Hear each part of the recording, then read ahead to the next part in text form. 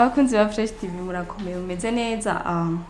Ku mazina yanje ni Evelyn Irakoze, abenshi ndazi muramaze kumenya. Ati rero bimeze gute? Uno munsi ni vendredi, aho twabimereye cyane ko uno munsi tuza kubereka akantu gahinyanyuye. Twiriwe mu gikoni rero aho tugomba tubereka ibintu biri special. Ati rero turi kumwe Francisco ka? Uchuna ivuga atari ngana kumejedeje ego. Aho rero agomba twereka ibintu yaduteguriye. Reka tumwakire yongera twereke n'ivyo yaduteguriye. Murakoze cyane. Karibu bakunzi ba Fresh TV, ni Francisco ka agarutse kandi wa musi wo kwa gatanu ngo twabisezeranye.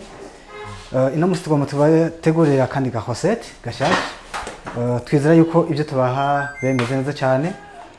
Turaza gutegura recette yitwa pain perdu wavyandiyashe.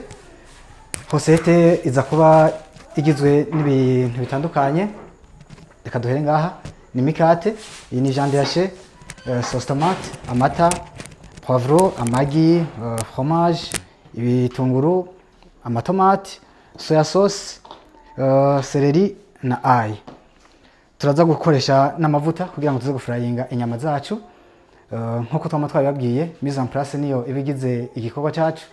Tutirinze turateba, tuca tugira ko directement na mise en place, hanyuma tuce tubaha recette ukwiza kugenda ikirikirana. Karibu cyane.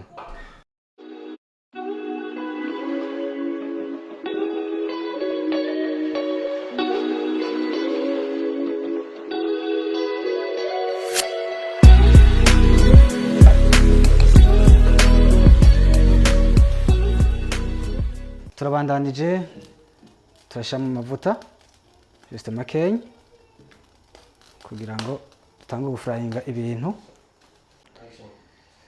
Turagiye mise en place yacu mwayibonye, nibyo bitunguru, ama poivro, ama ail, n'ama celery byose tubishyiramo icyarimwe.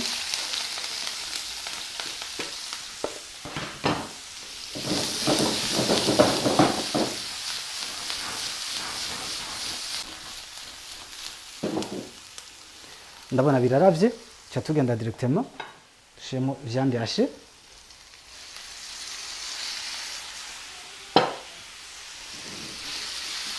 Turasiwa canke guhindukiza.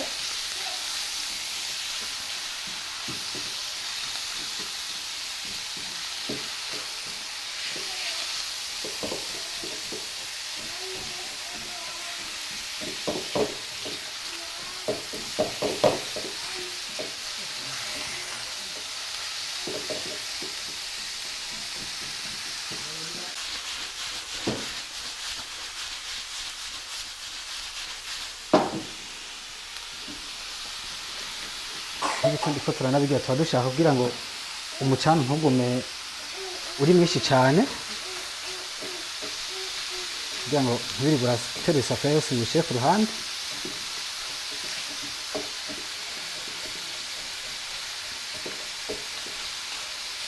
Ngomba gushyiramo tomate nature kugira ngo binywane. Kinza gushyiramo aga tomate concentré nako. Tujubanda nyadushyamo n'ayandi ma épices.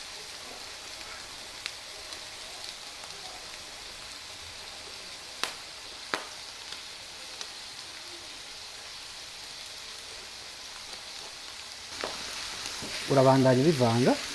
Juste murabona nk'ubu byari bitanguye gufata munsi. Ibinya suku zigira cyo tugita muri cuisine ko biko raba badigeonner. Biba biriko rafata irangi ryiza. Iyi ni soya sauce. Turashiramo juste nkeya ko nayo irimo umunyu, kandi turaza gushiramo ibindi bintu biri mu munyu.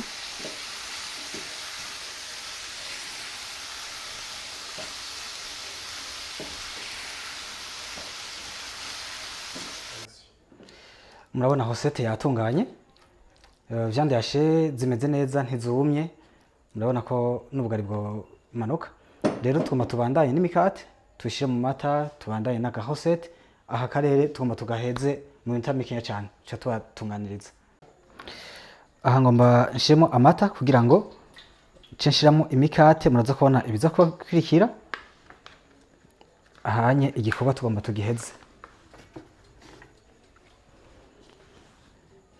Iyi ni ya mikate yacu murayibona, uratrampa muri ya mata kwikota imwe n'iyindi epuwi ca dushira muco tuba twateguye kugira ngo dukore pemperdi.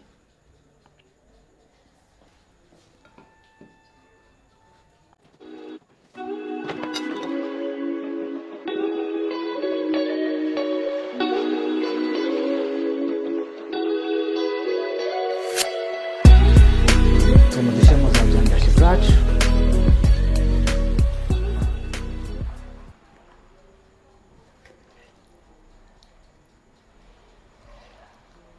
iyi ni hosete nziza cyane, hosete iryoshe. J'espère que feedback y'ubunye izoba irenze.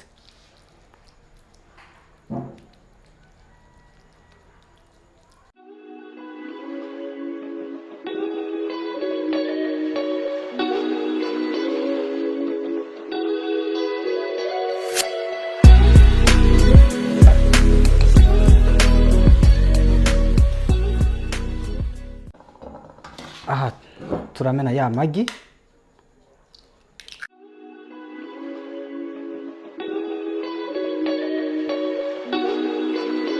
Aha ngo musuke ko ya magi yacu duhejeje gukubita.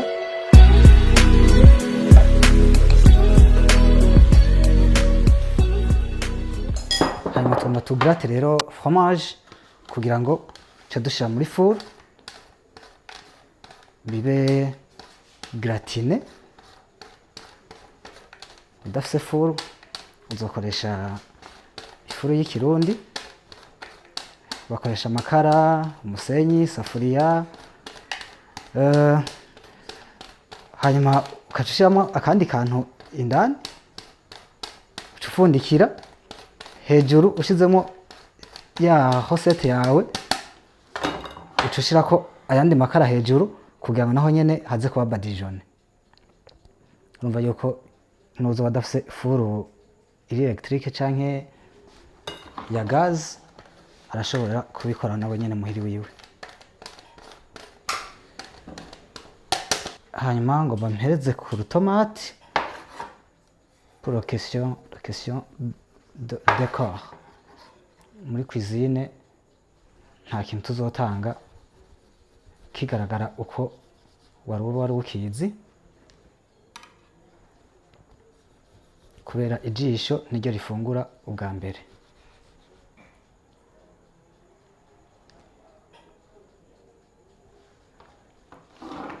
Voilà, tugomba duce dutwara muri four kugira ngo hosete yacu rero tuyikurotire.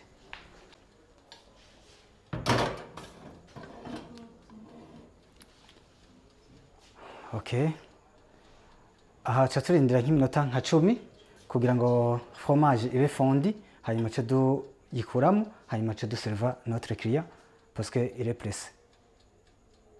Turabona iratunganye, igisigaye ni gukura muri four kugira ngo tuyitesting, tuyihonje.